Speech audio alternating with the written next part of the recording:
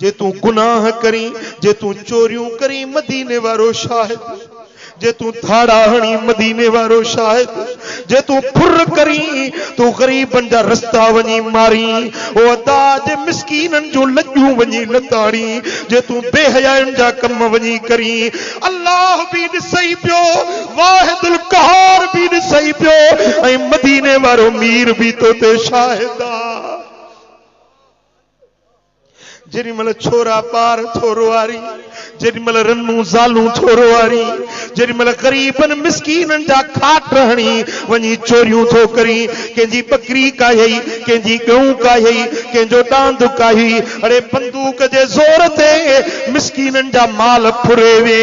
तुझी कौम ॾाढी, तुझो हथियार घणो, बेचारो गरीब कुछ ही नथो सके, चई नथो सके, तुझे हथियारन जे जोर खां मिस्कीन माठ कयूं वेठो गोढ़ा गाड़े तो, पर मदीने वारो मीर तो ते शाहिद। जने वाहिदुल क़हार जी कोरट लगंदी, क़यामत जो ॾियारो थींदो, वकाल रसूल या रब इन कौम इत्तखज़ू हाज़ल क़ुरआन महजूरा। क़यामत जे ॾियारे में रसूल चंदो, मौला ही उहे माण्हू थई जन मुझे कुरान के छॾे ॾिनो हुयो, जन कुरान के छॾे ॾिनो, जन मुझे दीन के छॾे ॾिनो। मुझो हिकड़ो दर जो नौकर, मुझो हिकड़ो सिपाही करमुला मातली खां वियो हुन, मुझो नौकर हिन करमाबाद वारन दे घोटकी वारन दे पैगाम खणी वियो हो, वनी मुझो पैगाम मुझो कुरान पढ़ी बुधायन, पर हिनन बुद्धि अणबुधो करे छड्यो, हिनन अमल कोन कयो, नमाजू कोन पढ़ंदा, रोजा कोन रखंदा, कुरान बुधी वरी दाढ़ी कूड़ाईंदा हुया, चोरियूं कंदा हुया, शराब पींदा हुया, ही नशा कंदा हुया। मुझा दोस्तों मदीने वारो साईं जे तो ते शाहिद थी बीहे।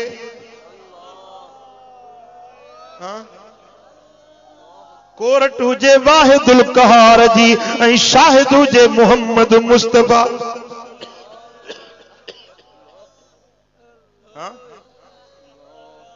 कदे सोचो थी त छा थो कंदो वती, कदे सोचो थी त छा थो कंदो वती।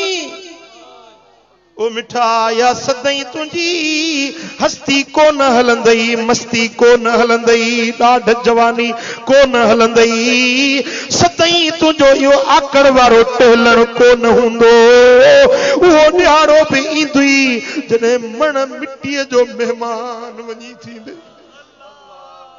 जने कारे कलर में मिट्टी जो मेहमान वनी थींदे, जने अबो रोंदो छदींदे, अमड़ जीजल रोंदड़ छदींदे, जने नंढड़ा बचड़ा रोंदई बीठा, ओ बाबा जो साके काडे यतीम बनायूं तो वनी, ओ मुझा बाबा जो काडे जुदाई कयूं तो वनी, ओ मुझी जीजल अम्मा जो काडे विछोड़ो कयूं थी वनी, ओ अधी ओ मुझी भेण वो ॾियारो याद कर, जने बचड़ा रोंदा छदे हली वाहिदुल क़हार जे मुल्क ते हाज़िर थींदे।